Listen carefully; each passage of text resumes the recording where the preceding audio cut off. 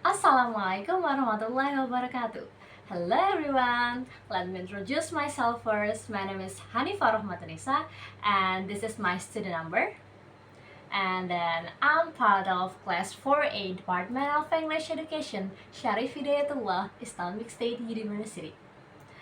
In this occasion, I would like to make a textbook review video to fulfill my extensive reading assignment.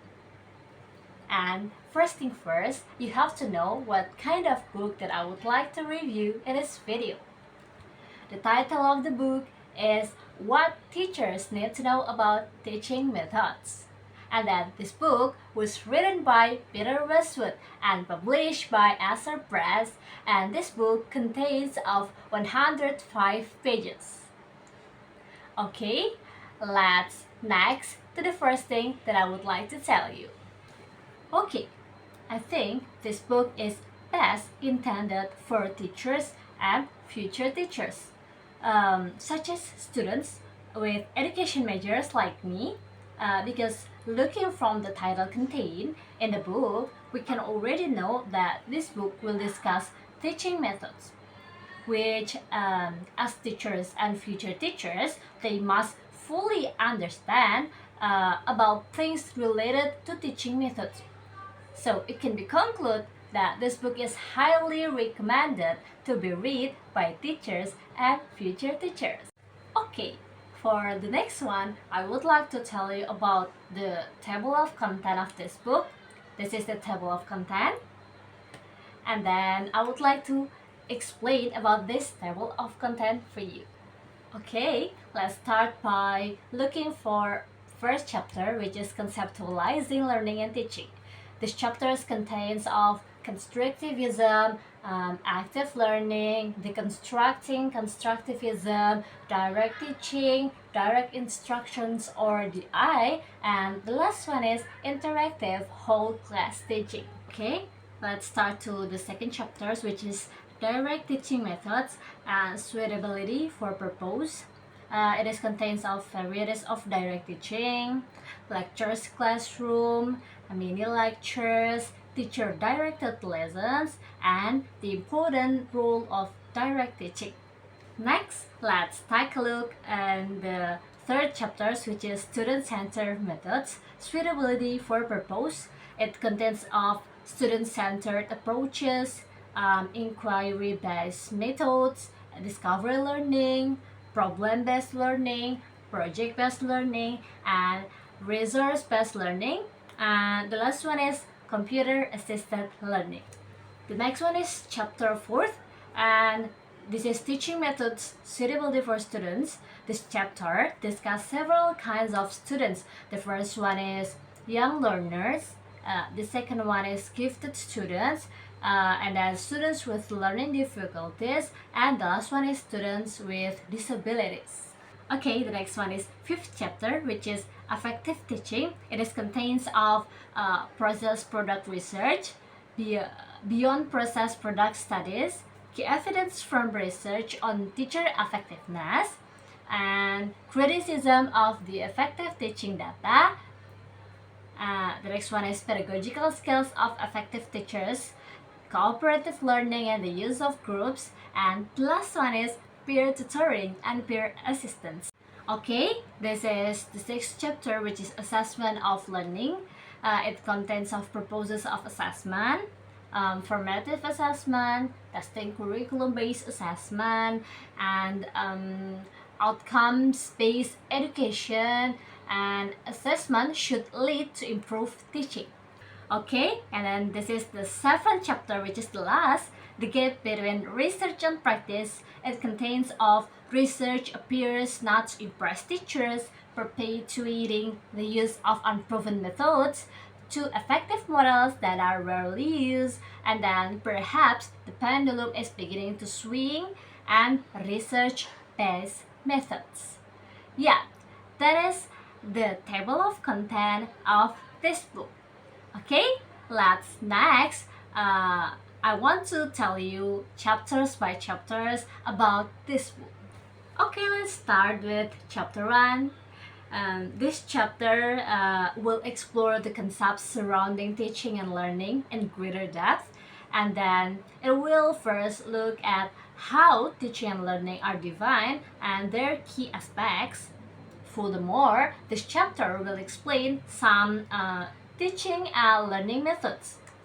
And then let's move to the chapter 2. In this chapter, we'll provide a more in-depth look at direct teaching methods.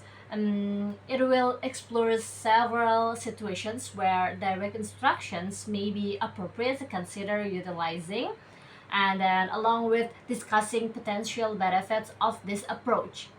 And this chapter will also outline some limitations of it.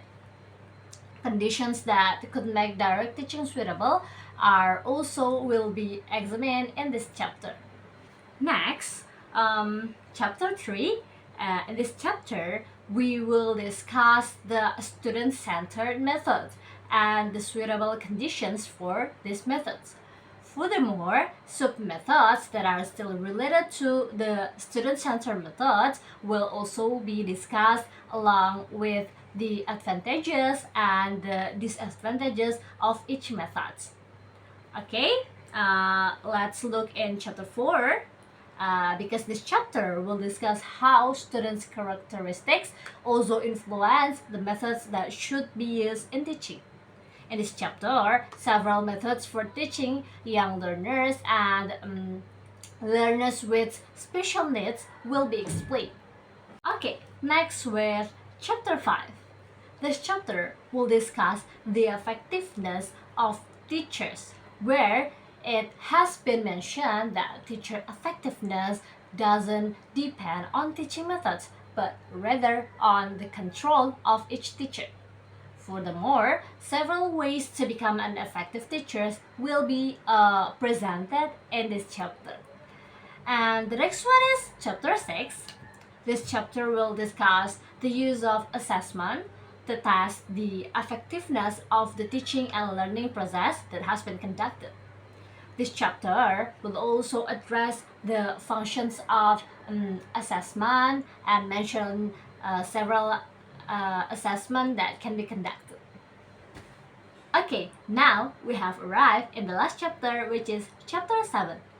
This chapter will discuss the research gap previously addressed in several parts, comparing it to the realities observed in the teaching and learning process. And in this section, several discrepancies between the existing research and the observed realities will be mentioned, along with the reasons why these discrepancies occur. Okay, let's talk about the overall review. The preface of this book provides a helpful overview of the evolution of teaching methods over the 20th century. It notes how teaching shifted from predominantly teacher-directed instructions towards more student-centered and engaging approaches.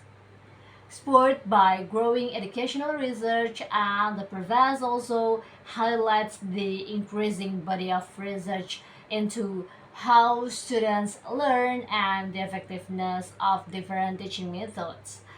However, it also acknowledges the persistent gap between research and teachers' awareness or adoption of the most effective practices.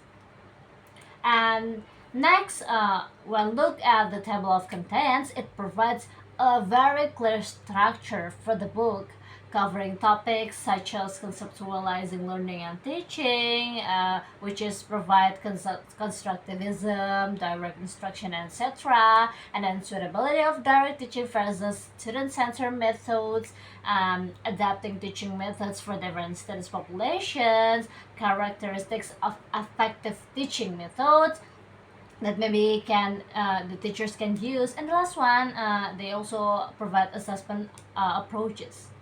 Overall, this book appears to be a comprehensive and well-structured resource for teachers to learn about a range of teaching methods and the research behind them.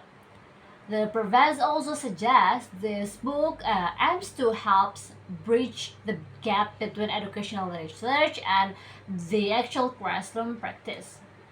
Lastly, this book seems like a valuable reference for teachers seeking to deepen their understanding of teaching methodologies and how to select the most appropriate approaches for their students and learning objectives. And then the author's experience and the range of the topics covered make this a potentially insightful read for educators. Okay, that's all. I think enough for me. I hope what I have said and how I have talked in this video can be useful for all of you. I'm sorry for many mistakes that I do in this video. And as I say, wassalamualaikum warahmatullahi wabarakatuh.